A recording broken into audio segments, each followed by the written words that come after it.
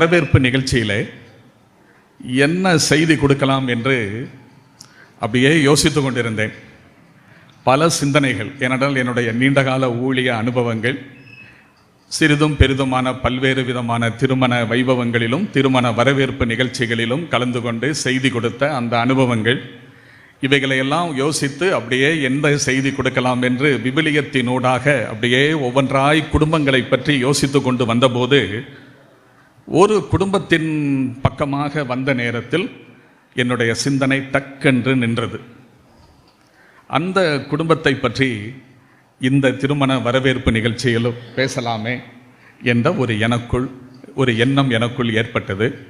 திரும்ப திரும்ப அந்த சிந்தனையே வந்ததினாலே அதுதான் கடவுளுடைய சித்தம் என்பதை உணர்ந்து அந்த ஒரு குடும்பத்தை மையமாக வைத்து இன்றைக்கு ஒரு வாரமாக கட்டி எழுப்ப ஆரம்பித்திருக்கிற இவர்களுடைய குடும்ப வாழ்க்கைக்கும் பிரயோஜனமாக இருக்கும் என்ற அந்த எதிர்பார்ப்புடன் அந்த குடும்பத்திலிருந்து நாம் கற்றுக்கொள்ளுகிற சில பாடங்களை உங்களுக்கு நான் சொல்லும்படி விரும்புகிறேன். அது என்னங்க, எந்த குடும்பத்தை பற்றி பேச போறீங்க அப்படின்னு நீங்கள் நினைப்பீங்க. அந்த குடும்பத்திற்கு பல்வேறு சிறப்பம்சங்கள் இருக்கின்றன. அதில் ரொம்ப முக்கியமான ஒன்று, பெந்தகோஸ்தை நாளில் கர்த்தருடைய சபை உருவானது. சபை உருவான நாளிலிருந்து நாம் வாழ்ந்து கொண்டிருக்கின்ற இந்த காலம் வரை ஏறத்தாழ 2000 ஆண்டுகளாக திருச்சபையினுடைய வரலாற்றை, சர்ச் ஹிஸ்டரி, திருச்சபையினுடைய வரலாற்றினூடாக நாம் பயணிக்கும் போது எந்தெந்த காலகட்டங்களில் கிறிஸ்தவ குடும்பங்களில் அதிகமாக சிதைவுகள் ஏற்பட்டனவோ அந்த சந்தர்ப்பங்களிலெல்லாம் அதிகமாக திருச்சபை பிதாக்கள் கவனம் செலுத்தின, அவர்களுடைய கவனத்தை இழுத்த, குடும்பங்களுக்கு ஆலோசனை சொல்லுவதற்கு உந்து சக்தியாக விளங்கின ஒரு குடும்பம் நாசரேத்தூரை சார்ந்த திருக்குடும்பம். அத்தகைய ஒரு பெருமை அந்த குடும்பத்திற்கு உண்டு. ஆகவே அந்த குடும்பத்தை மையமாக வைத்து இந்த செய்தியை நான் உங்களோடு பகிர்ந்து கொள்கிறேன். நாசரேத்தூர் திருக்குடும்பம் என்று சொல்லும் போதே அது உங்களுக்கு புரியும். யோசேப்பு மரியாளை தம்பதியராகவும் கர்த்தராகிய இயேசு கிறிஸ்துவை மூத்த மகனாகவும் இதர குழந்தைகளை தங்களுடைய பிள்ளைகளாகவும் கொண்டிருக்கிற எளிமையான குடும்பம். ஆனால் ஆவிக்குரிய சந்தோஷமும் ஆவிக்குரிய ஐஸ்வர்யமும் நிரம்பி வழிகின்ற ஒரு நல்ல குடும்பம். அந்த குடும்பத்திலிருந்து என்னென்ன பாடங்கள் படிக்கலாம்? அது இந்த குடும்பம் மட்டுமல்ல, இங்கே உட்கார்ந்திருக்கிற நாமும், நீண்ட காலமாக குடும்ப வாழ்க்கையில் ஈடுபட்டு கொண்டிருக்கிற நாமும், இனி அதிவிரைவில் தாங்கள் சந்திக்க போகின்ற திருமண வாழ்க்கையை பற்றிய விதவிதமான கனவுகளுடன் அமர்ந்திருக்கின்ற இளைஞர் உலகத்தையும் கருத்தில் கொண்டு இந்த குடும்பத்திலிருந்து சில விஷயங்களை உங்களுடைய கவனத்திற்காக நான் கொண்டு வருகிறேன். ஆண்டவராகிய இயேசு கிறிஸ்துவின் யோசேப்பு மரியாள் தம்பதியினரின் இந்த குடும்பத்தை பற்றி நாம் சிந்திக்கும் போது இதிலிருந்து முதலாவது நான் எடுக்கின்ற சத்தியம், அந்த குடும்பம் நமக்கு கற்பிக்கின்ற ஒரு பாடம், அந்த தம்பதியர் தேவனால் தீர்மானிக்கப்பட்டபடி இணைக்கப்பட்ட குடும்பம். யோசேப்பு மரியாள் இவர்களுடைய குடும்பம் தேவனுடைய தீர்மானத்தின்படி இணைக்கப்பட்ட குடும்பம். இதை எப்படி சொல்லலாம் என்று கேட்பீர்கள். ஆண்டவராகிய இயேசு கிறிஸ்துவை பற்றி பைபிள் சொல்லுகிறது, அவர் உலக தோற்றத்திற்கு முன்னமே முன்குறிக்கப்பட்டவர். 1 பேதுரு 1:20 பேதுரு அப்போஸ்தலன் இயேசு கிறிஸ்துவை பற்றி சொல்லுகிறார். இயேசு கிறிஸ்து உலக தோற்றத்திற்கு முன்னமே முன்குறிக்கப்பட்டவராயிருக்கிறார் என்று. மீண்டும் பழைய ஏற்பாட்டில் மீகா தீர்க்க தரிசன புத்தகம் 5:2 ஆண்டவராகிய இயேசு கிறிஸ்துவினுடைய பிறப்பை பற்றி சொல்லும் போது அவருடைய புறப்படுதல் பூர்வத்தினுடையது, அனாதி காலம் முதல் பூர்வத்தினுடையது என்று சொல்லப்பட்டிருக்கிறது. அப்ப ஆண்டவராகிய இயேசு கிறிஸ்து இந்த பரலோகத்திலிருந்து மண்ணுலகத்திற்கு வருகிற அவருடைய விஜயம் உலகத் தோற்றத்திற்கு முன்னமே பூர்வ காலத்திலே தீர்மானிக்கப்பட்டது என்பதை அங்கே உறுதிபட கூறுகிறதை நாம் பார்க்கிறோம். எனவே இதே மீகா 5:2 வாசிக்கும் போது அவர் பிறக்க போகிற இடம் எப்பிராத்தா எண்ணப்பட்ட பெத்லெகேம், அதுவும் ஏற்கனவே தீர்மானிக்கப்பட்டது, தீர்க்கதரிசிகளால் முன்னறிவிக்கப்பட்டது என்பதை நாம் புரிகிறோம்.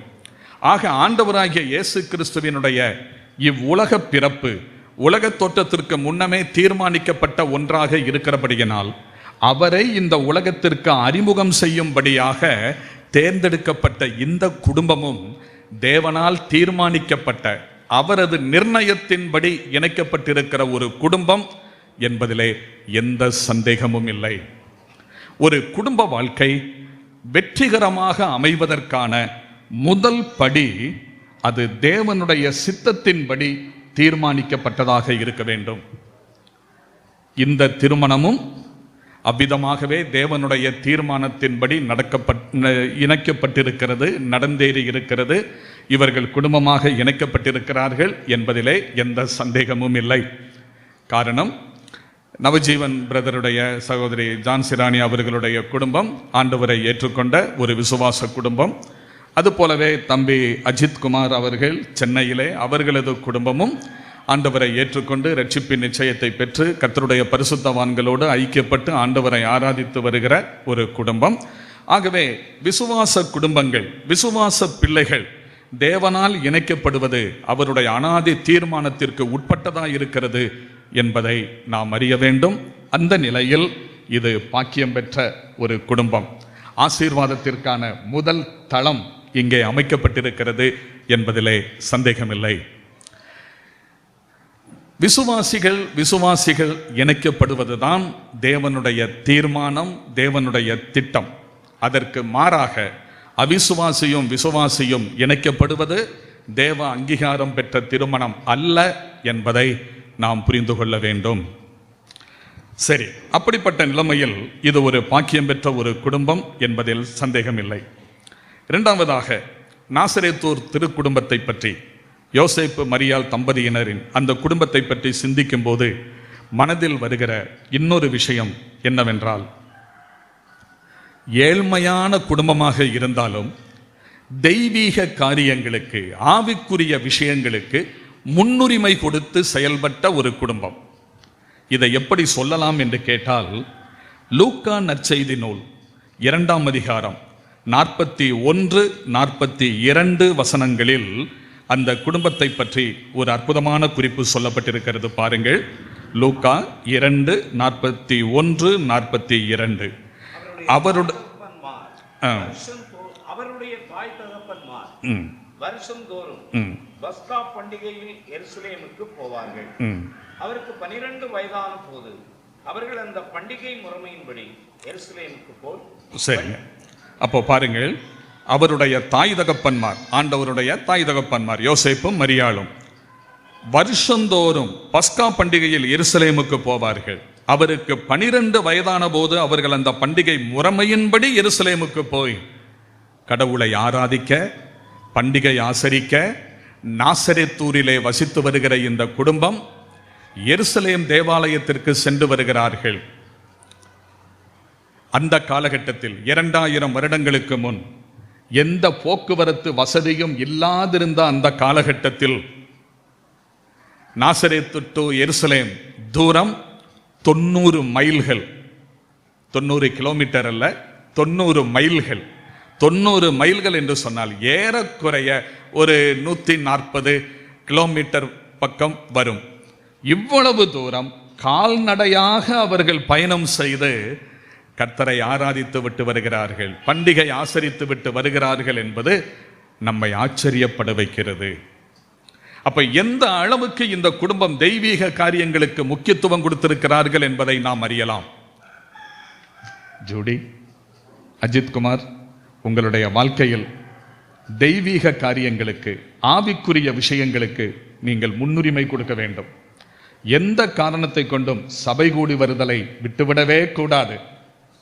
உங்களுடைய வாழ்க்கை ஆண்டவருக்கு பிரியமானதாகவும் தெய்வீக ஆசீர்வாதம் நிறைந்ததாகவும் இருக்க வேண்டுமானால் சபை கூடி வருதலுக்கு முக்கியத்துவம் கொடுக்க வேண்டும். பரிசுத்தவான்களுடைய ஐக்கியத்திற்கு நீங்கள் முக்கியத்துவம் கொடுக்க வேண்டும். எந்த சாக்குப்போக்கும் அதற்கு சொல்லக்கூடாது. அதற்கு உந்து சக்தியாக விளங்க வேண்டியது ஒருவருக்கொருவர் விளங்க வேண்டும். அந்த குடும்பம் அப்படி இருந்தது. இந்த பாடத்தை இப்படி எந்த ஏழ்மையான சூழ்நிலையிலும் தெய்வீக விஷயங்களுக்கு முன்னுரிமை கொடுக்க வேண்டும் என்ற இந்த விஷயத்தை இந்த குடும்பம் எங்கிருந்து பெற்றிருக்க வேண்டும் என்று நான் நினைக்கிறேன் என்றால், பழைய ஏற்பாட்டிலே சாமுவேல் தீர்க்கதரிசி, அந்த சாமுவேல் தீர்க்கதரிசியினுடைய பெற்றோர் யாரே? அன்னாள், எல்கானா. அந்த தம்பதியரிடம் இருந்து பெற்றிருக்க வேண்டும் என்று நான் நினைக்கிறேன். ஏன்? அன்னை மரியாள், அந்த அம்மாவுடைய இதயம் கவர்ந்த ஒரு வேத புத்தக கதாபாத்திரம் பழைய ஏற்பாட்டு அன்னாள். இதை எப்படி சொல்லலாம் அப்படின்னு கேட்டா, 1 சாமுவேலின் புத்தகத்திலே 2ஆம் அதிகாரத்திலே அன்னாள் பாடுகின்ற ஒரு பாடல் இடம்பெறுகிறதை நீங்கள் பார்க்கலாம். மிக அற்புதமான பாடல், கேட்பதற்கு ரொம்ப இனிமையான பாடல். ஏனென்றால் அந்த வசனங்களுக்கு பாடல் வடிவம் கொடுத்து பாடியிருக்கிறதை நான் கேட்டிருக்கிறேன். அதே போல ஆண்டவராகிய இயேசு கிறிஸ்துவை ஈண்டெடுத்த அன்னை மரியாள் அவர்கள் பாடின பாடல் லூக்கா நற்செய்தி நூலிலே இடம்பெறுகிறதை நீங்கள் பார்க்கலாம். நீங்கள் ஒரு நோட் புத்தகத்தை எடுத்து ஒரு இடத்தில் அன்னாளின் பாடல் பழைய ஏற்பாடு, இன்னொரு பக்கத்தில் மரியாளின் பாடல் அப்படின்னு தலைப்பு போட்டுட்டு அந்த 2 பகுதிகளிலும் வரக்கூடிய வசனங்களை எடுத்து பாருங்கள். இந்த பாடலினுடைய தாக்கம் இதில் அதிகமாக இருக்கிறதை பார்க்கலாம். அந்த கருத்து ஒற்றுமை இருக்கிறதை பார்க்கலாம். அப்படியானால் என்ன அர்த்தம்? அன்னை, அந்த எல்கானா அன்னாள், சாமுவேலுடைய தீர்க்கதரிசி தாயார் அன்னாள், அந்த அம்மாவுடைய வாழ்க்கையை, சுபாவங்களை, குணாதிசயங்களை அதிகமாக உள்வாங்கிக் கொண்டு ஒரு லட்சியத்தோடு பயணித்த ஒரு அன்பு தாய் ஆண்டவராகிய இயேசு கிறிஸ்துவினுடைய அன்னை மரியாள். அதனாலே அந்த அன்னாவினுடைய பாடலும் இவர்களை வெகுவாக பாதித்திருக்கிறது, அதாவது ஆதிக்கம் செலுத்தி இருக்கிறது. ஆகவே இவர்களுடைய பாடல்களில் பெரும் பகுதி அதிலிருந்து வரக்கூடிய வாசகங்களை அப்படி பார்க்கலாம். ஆகவேதான் சுபாவங்களும் கூட ஒத்து வருகிறது. பிரியமானவர்களே, தெய்வீக காரியங்களுக்கு முன்னுரிமை கொடுக்கிற குடும்பமாக உங்களுடைய குடும்பம் விளங்க வேண்டும். முதலாவது தேவனுடைய ராஜ்யத்தையும் அவருடைய நீதியையும் தேடுங்கள், அப்பொழுது இவைகளெல்லாம் உங்களுக்கு கூட கொடுக்கப்படும் என்று சொல்லப்பட்டிருக்கிறதை நாம் பார்க்கிறோம்.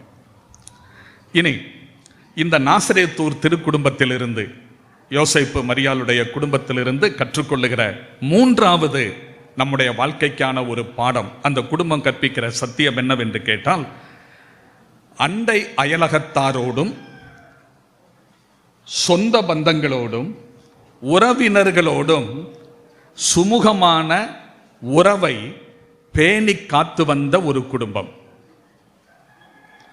சொந்த பந்தம், அக்கம் பக்கத்தில் குடியிருக்கிறவர்கள், உறவினர்கள், இவர்களோடு நல்ல உறவிலே இருந்து வந்த ஒரு குடும்பம். இன்னைக்கு நிறைய பேரை பாருங்க, கிறிஸ்தவ மார்க்கம் அன்பு நிறைந்த மார்க்கம்னு சொல்றோம், இயேசு கிறிஸ்து அன்பா இருக்கிறாருன்னு சொல்றோம், இது அன்பின் வழின்னு சொல்றோம், அன்புதான் கிறிஸ்தவம், அதற்கு அடித்தளம் அப்படின்னு எல்லாம் சொல்றோம். பக்கத்து வீட்டுக்காரங்கிட்ட பேச மாட்டோம், சொந்த குடும்பத்தில் உள்ளவங்ககிட்டயே பேச மாட்டோம், முகத்தை திருப்பிக்கிட்டு போயிடுவோம். இது என்ன கிறிஸ்தவம்? இது என்ன தெய்வ பக்தியுள்ள வாழ்க்கை? இந்த வாழ்க்கையின் மேல் ஆண்டவர் பிரியப்படுவாரா? அப்போ இந்த யோசேப்பு மரியாளுடைய அந்த குடும்பத்தை பாருங்கள். தங்களுடைய இனத்தவர்கள், சொந்த பந்தங்கள் மட்டுமல்ல, அண்டை அயலகத்தாரோடும் ஊர் மக்களோடும் சுமூகமான உறவு அவர்களுக்கு இருந்தது. இப்ப நீங்க கேட்பீங்க, அதுக்கு என்னங்க பைபிள்ல எவிடன்ஸ் இருக்கு? அது சொந்த பந்தங்களோடு நல்ல உறவுல இருந்தாங்கன்னு எதை வச்சு சொல்றீங்க அப்படின்னு நீங்க உங்க மனசுல யோசிக்கலாம். இப்ப ஒரு வசனத்தை சொல்றேன் பாருங்க. லூக்கா நற்செய்தி நூல் 2ஆம் அதிகாரம் 44வது வசனத்தில், பண்டிகைக்கு போன இந்த குடும்பம் மக்கள் எல்லாருமே திரும்பி வருகிறார்கள், பண்டிகை முடித்துவிட்டு திரும்பி வருகிறார்கள். அப்பா நினைச்சாரு, யோசேப்பு நினைச்சாரு பையன் அம்மா கூட வந்துகிட்டு இருப்பான் போல தெரியுது அப்படின்னு அவர் வந்துட்டாரு. அம்மா என்ன நினைச்சாங்க, சரி தந்தை கூட வருவான் போல தெரியுது அப்படின்னு அந்த அம்மா என்ன செய்தாங்க, அவங்க வந்துட்டாங்க. ஆக ஒரு நாள் நடையாக நடந்து பிரயாணம் பண்ணி ஒரு நாள் தூரம் பிரயாணம் பண்ணி வந்ததுக்கு அப்புறம் சந்திக்கிறாங்க, பையனை காணோம், ஆண்டவரை காணோம். பதறி போனாங்க. திரும்ப மறுபடியும் ஒரு நாள் பிரயாணம் பண்ணி போறாங்க. அந்த சந்தர்ப்பத்தில் அந்த வசனம் என்ன வருது பாருங்க,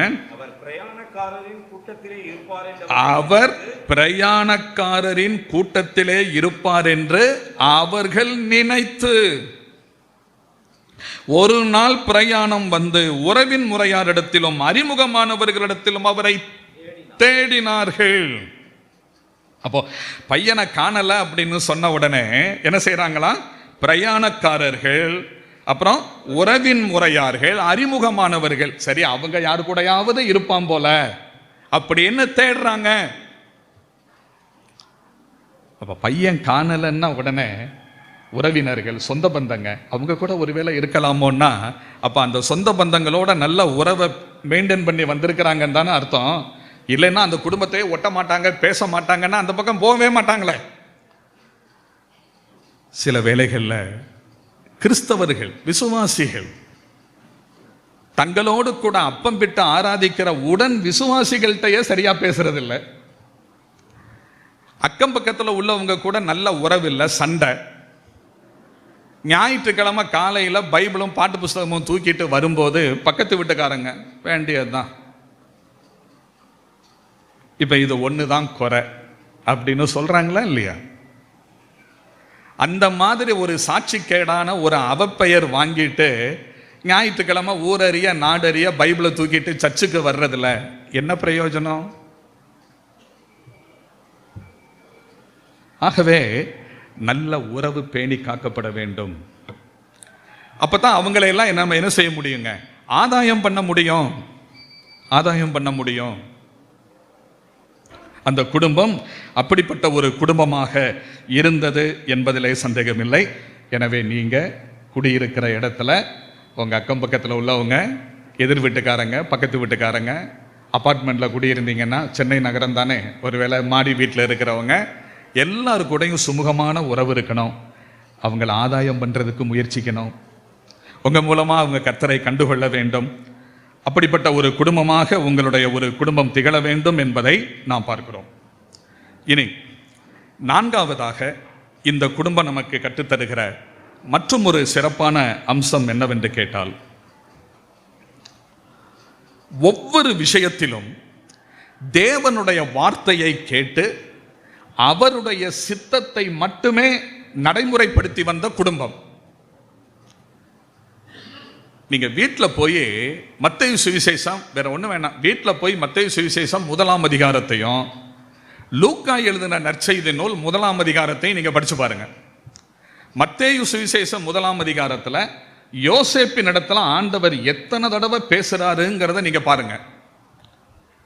2ஆம் அதிகாரத்தில் ஆண்டவர் பேசுறதையும் நீங்க பார்க்க முடியும். 1ஆம் அதிகாரத்தின் 19 to 24 வரையுள்ள வசனங்கள், அப்புறம் 2ஆம் அதிகாரத்தின் 13 to 15 வரையுள்ள வசனங்கள், 19 to 21 வரையுள்ள வசனங்கள், அப்புறம் 23, 24 வசனங்கள், இதெல்லாம் அடுத்து ஆண்டவர் யோசேப்போடு பேசுகிறார். லூக்கா சுவிசேஷத்தை நீங்க வாசித்தீங்கன்னா ஆண்டவருடைய தூதனானவர் அன்னை மரியாளிடத்தில் பேசுகிறதை நாம் பார்க்கிறோம். இந்த 2 பேரை பற்றி சொல்லும் போது மத்தேயு 1:19 வரும், யோசேப்பு யோசனையா இருந்தான். 20 வரும், யோசேப்பு இப்படி சிந்தித்து கொண்டிருந்தான். அதே மாதிரி லூக்கா சுவிசேஷத்துல அன்னை மரியாளை பற்றி சொல்லும் போது வரும், மனைவியை பற்றி சொல்லும் போது வரும், இவை எல்லாவற்றையும் மரியாள் தன் இருதயத்தில் வைத்து சிந்தித்து கொண்டிருந்தாள். அப்ப இந்த 2ஐயும் பார்க்கும்போது 2 பேருமே நல்ல சிந்திக்கிறவர்களாக இருந்தார்கள், யோசிக்கிறவர்களாக இருந்தார்கள். ஆனால் கர்த்தர் என்ன சொல்லுகிறாரோ அதை மட்டும்தான் செயல்படுத்தினார்கள். உங்களுடைய குடும்ப வாழ்க்கை, இப்ப நீங்க திருமணமாகி 1 வாரம் ஆகுது, இன்னும் கொஞ்ச நாளைக்கு இந்த உலகத்தில் நீங்கள் 2 பேரும் மட்டும்தான் இருக்கிறதாக உங்களுக்கு மனசில் இருக்கும். ஏன்னா சாப்பிட்றது, அப்புறம் நீங்கள் 2 பேரும் பேசுறது, தனிமையில் இருக்கிறது, இப்படியே காலங்கள் போகும்.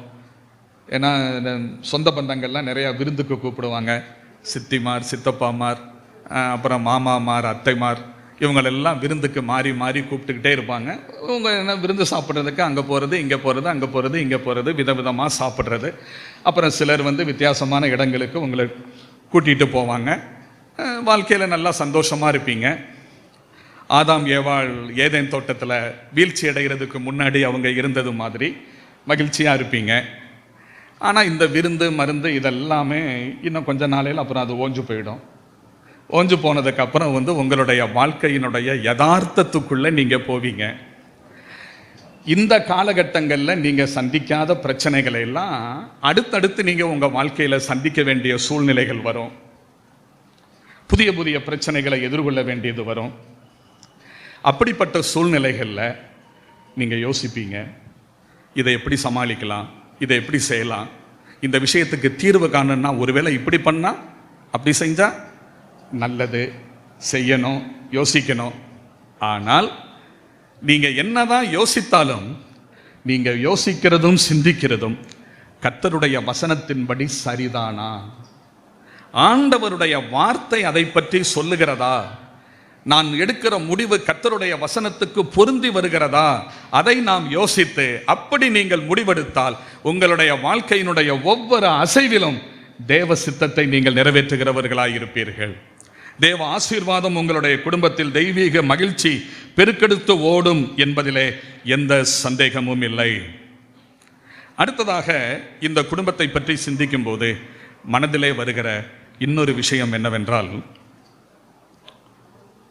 2 பேரும் தன்னை விட தன்னுடைய வாழ்க்கை துணையை கனப்படுத்துவதில், அவங்களுக்கு பாதுகாப்பாக இருப்பதில், அவங்களுக்கு எந்த விதத்திலும் தலைகுனிவு வந்துவிடக் கூடாதுங்கிறதுல ரொம்ப அக்கறை செலுத்தினாங்கிறத பார்க்கலாம்.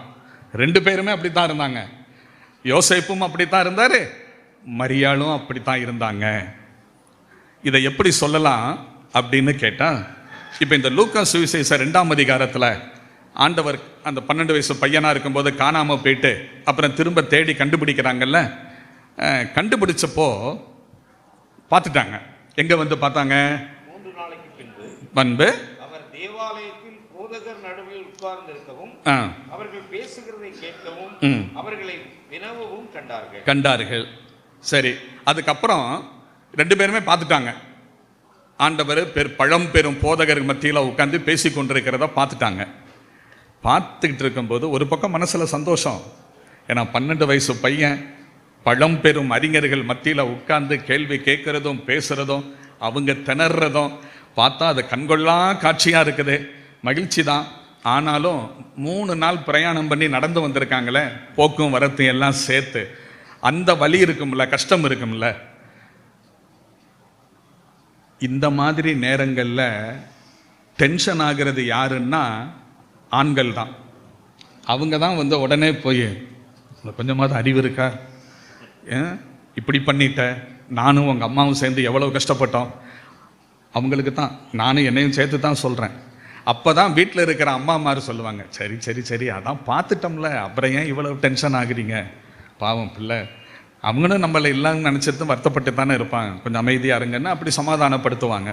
ஆனால் இங்கே பாருங்கள், நேர் மாறாக யோசேப்பு ஒரு வார்த்தை பேசலை, அவரும் அமைதியாக அப்படியே இருக்கிறாரு. இந்த அம்மா தான் பேசுகிறாங்க. ஏன்னா யோசேப்புக்கு தெரியும், பேருக்கு மட்டும்தான் நான், ஏன்னா இது என்னுடைய ஜீன் கிடையாது, அதனால பேருக்கு மட்டும்தான் நான், ஆனால் என்னை விட அதிகாரம் உள்ளது அவங்களுக்கு தான், அம்மாவுக்கு தான், அதனால பேசுகிறாங்க, பேசட்டும்ட்டு இவர் அமைதியாக பேசாமல் இருந்துட்டார். அப்போ அந்த அம்மா ஒரு வார்த்தை சொன்னாங்க. என்ன சொன்னாங்க? அவரை நோக்கி, மகனே, ஏன் எங்களுக்கு இப்படி செய்தாய்? இதோ உன் தகப்பனும் நானும் விசாரத்தோட உன்னை தேடினோம். இதை நிறைய இடங்கள்ல பிரசங்கம் பண்ணும்போது கேட்குற நேரத்தில் அந்த அம்மா பையனை பார்த்து என்ன சொன்னாங்க? நானும் உன் தகப்பனும் உன்னை காணாமல் எவ்வளவு விசாரத்தோட உன்னை தேடினோம் அப்படின்னு சொல்லுவாங்க. ஆனா அப்படி வரலங்க. நானும் உன் தகப்பனும் அப்படி வரல. உன் தகப்பனும் நானும் உங்க அப்பாவும் எப்படியெல்லாம் கவலைப்பட்டு தேடினோம் அப்படின்னு சொன்னா இந்த அம்மா தன்னை முதலாவது யோசேப்பை என்ன செஞ்சிடறாங்க, ரெண்டாவது கொண்டு போயிடுறாங்க. ஆனா இந்த அம்மா அப்படி சொல்லல, உன் தகப்பனும் நானும். அப்ப அந்த உணர்ச்சி பெருக்கெடுக்கிற அந்த சந்தர்ப்பத்திலும் கூட யாரைத்தான் முதன்மையான இடத்துல வைக்கிறாங்க? புருஷனை. என்ன ஜோடி அப்படி வைக்கிறாங்க. இது வேணும் அப்படின்னா இது பெண்களுக்கு மட்டும் சொல்றதாக நினைக்காதீங்க, ஆண்களுக்கும் பொருந்தும். ஆண்களுக்கும் பொருந்தும். தன்னுடைய வாழ்க்கை துணையை கனப்படுத்தணும். யோசேப்பை பத்தி சொல்லும்போது என்கேஜ்மெண்ட் வச்சாச்சு, திருமண நாளுக்காக எதிர்பார்த்துக்கிட்டு இருக்காங்க. இடையில இந்த அம்மா கர்ப்பமாயிட்டாங்க தெய்வ செயலால். இது செய்தி வருது யாருக்கு? யோசேப்புக்கு. யார் மூலமா வந்திருக்கலாம்னு நினைக்கிறீங்க நீங்க?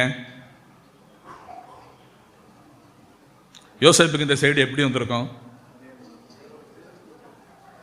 மரியாள் மூலமா வந்திருக்குன்னா நிச்சயம் அது அவ்வளவு துணிச்சல் அந்த அம்மாவுக்கு வந்திருக்காது.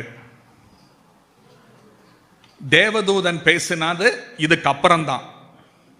அப்ப இது எப்படி வந்திருக்கலாம் அப்படின்னு நான் நினைக்கிறேன். அப்படின்னா அந்த லூக்கா சுவிசேஷத்துல கர்த்தருடைய தூதன் ஆண்டவருடைய பிறப்பை பத்தி சொல்லி முடிச்ச உடனே இந்த அம்மா அடுத்து எங்க போறாங்க? தன்னுடைய இனத்துல உள்ள ஒரு பாட்டியம்மா, யாரு? எலிசபெத். அவங்கள தேடி போறாங்க. அந்த தூதன் பேசி முடிச்ச உடனே அடுத்து இவங்க போறது எங்க தான் போறாங்க? எலிசபெத் வீட்டுக்கு போறாங்க, சகரியா எலிசபெத் தம்பதியை பார்க்கறதுக்கு.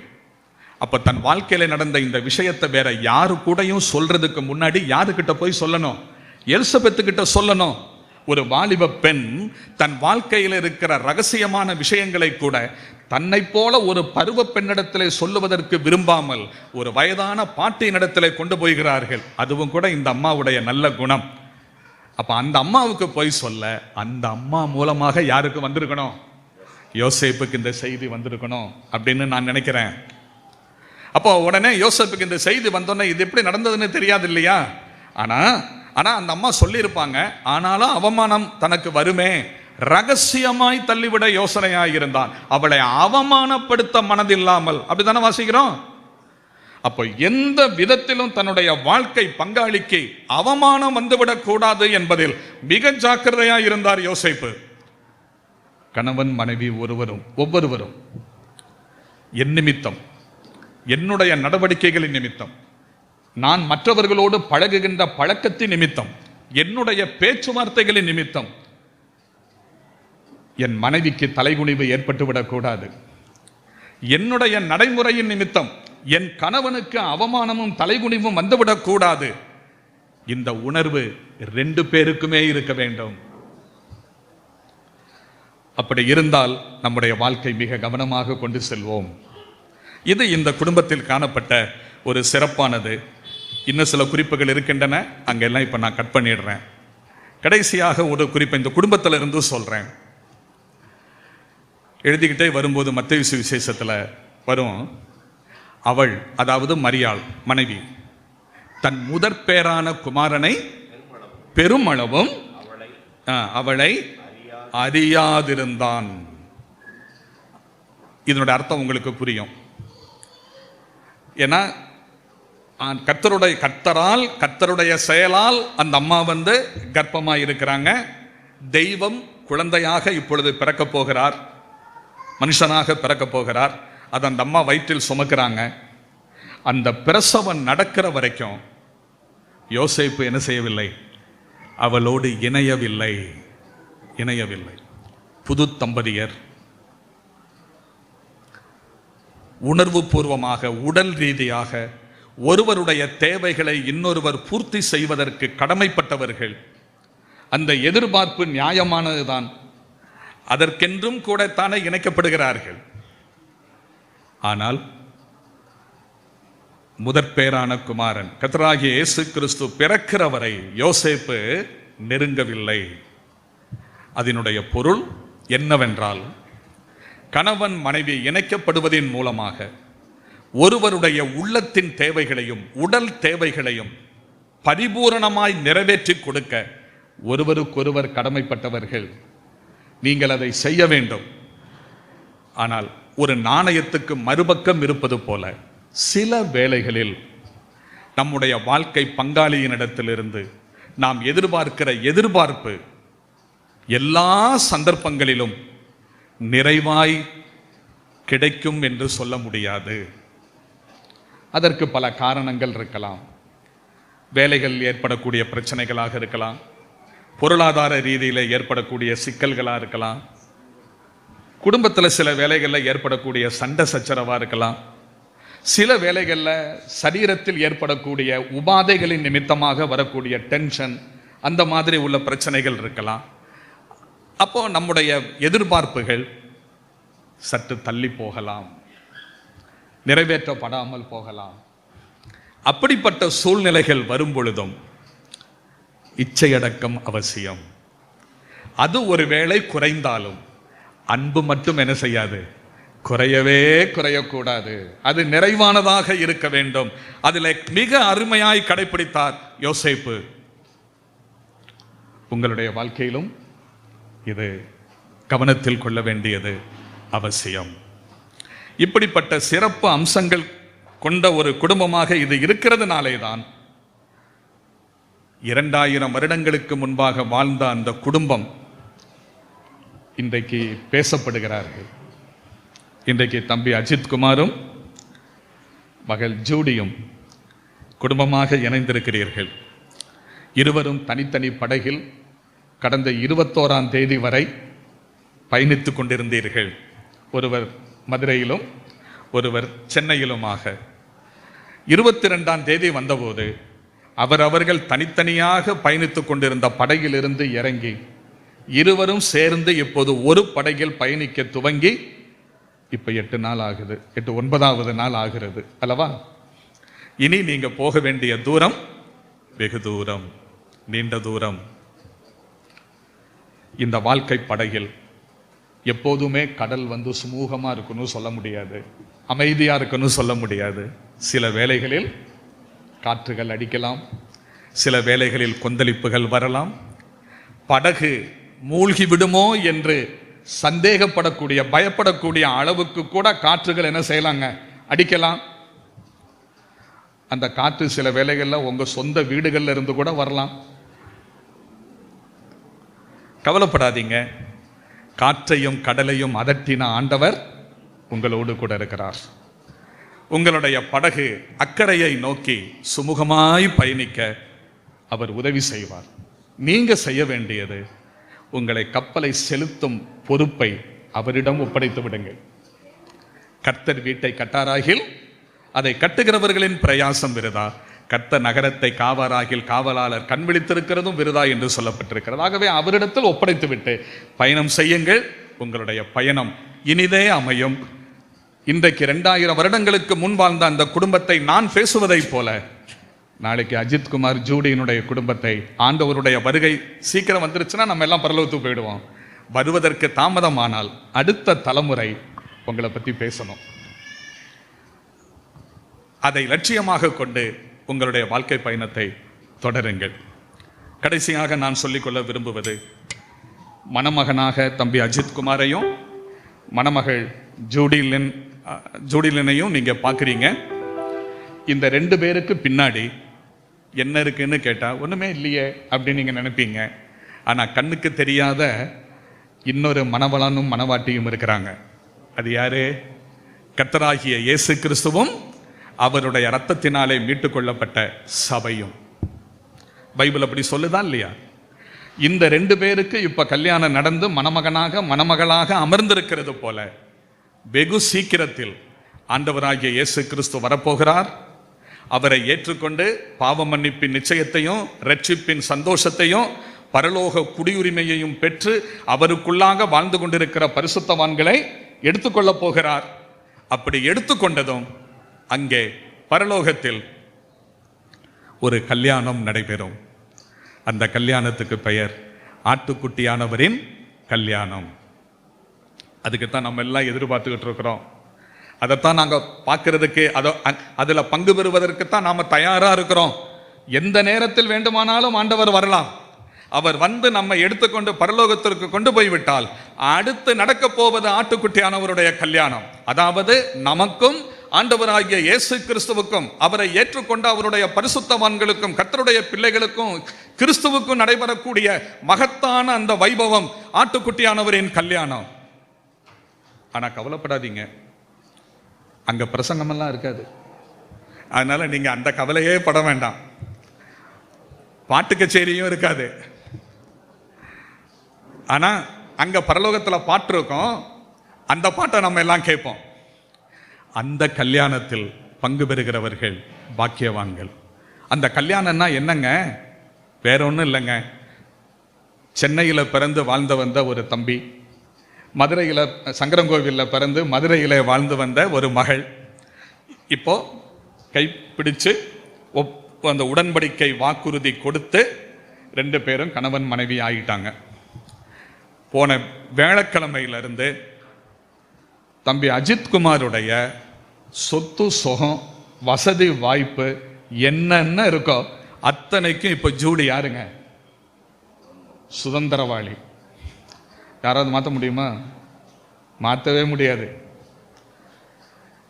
அவருடையதெல்லாம் ஜூடியுடையது, ஜூடியுடையதெல்லாம் அவருடையது. இதே போல பரலோகத்தில் நடக்க போகிற கல்யாணம்னு சொல்றது என்னன்னா, தாலி கட்டுறது, கைப்பிடிச்சு கொடுக்கிறது அதெல்லாம் கிடையாது. மணவாளனாகிய கிறிஸ்து தன்னுடைய மகிமை, அதிகாரம், ஆளுகை, ஆட்சி, அந்தஸ்து அனைத்தையும் தம்முடைய பிள்ளைகளுக்கு கையளிப்பார்.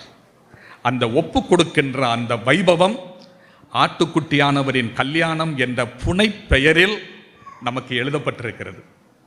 அவருடைய மகிமையிலும் மாட்சிமையிலும் ஆட்சியிலும் நாம் பங்கு பெற போகிறோம் என்பது எவ்வளவு பெரிய சந்தோஷம். அதிலே பங்கு பெற வேண்டுமானால் இன்றைக்கு நீங்கள் கர்த்தராகிய இயேசு கிறிஸ்துவை ஏற்றுக்கொள்ள வேண்டும். உங்களுக்காகவே 2000 வருடங்களுக்கு முன் இந்த உலகத்திற்கு மனுஷனாய் வந்து மரித்து அடக்கம் பண்ணப்பட்டு உயிர்த்தெழுந்த கிறிஸ்துவை நீங்கள் விசுவாசித்து ஏற்றுக்கொண்டால் பாவங்கள் மன்னிக்கப்படும், தேவனுடைய பிள்ளைகள் ஆவீர்கள். வருங்கால அந்த மகிமையில் நீங்களும் பங்கெடுப்பீர்கள். நல்ல தீர்மானம் எடுத்தவர்களாக இந்த இடத்தை விட்டு திரும்பி செல்லும்படி உங்களை பணிவன்போடு வேண்டிக் கொண்டும், இல்லற வாழ்வில் பிரவேசித்து பயணத்தை மேற்கொண்டிருக்கிற தம்பதியர் எல்லா விதமான தெய்வீக ஆசீர்வாதங்களையும் பெற்று ஆண்டவருடைய நாமத்தின் மகிமைக்காக அவர்கள் கட்டி எழுப்புகிற குடும்பம் மலையின் மேல் கட்டப்பட்ட பட்டணத்தைப் போலவும் தண்டின் மேல் வைக்கப்பட்டுள்ள விளக்கைப் போலவும் பிரகாசிக்க வேண்டும் என்ற பிரார்த்தனையுடனும் இந்த திருமணத்தின் மூலமாக 2 சபைகள், 2 குடும்பங்கள் இணைக்கப்பட்டிருக்கின்றன. இந்த பந்தம் ஆண்டவருடைய நாமத்தின் மகிமைக்கு ஏதுவாக அமையட்டும் என்ற எதிர்பார்ப்புடனும் பொறுமையாக கேட்ட உங்களுக்கு என்னுடைய இதயத்தின் ஆழத்தில் இருந்து நன்றி மலர்களை காணிக்கையாக தூவியும் அமருகிறேன். கிருபை உங்களோடு இருப்பதாக. ஆமென்.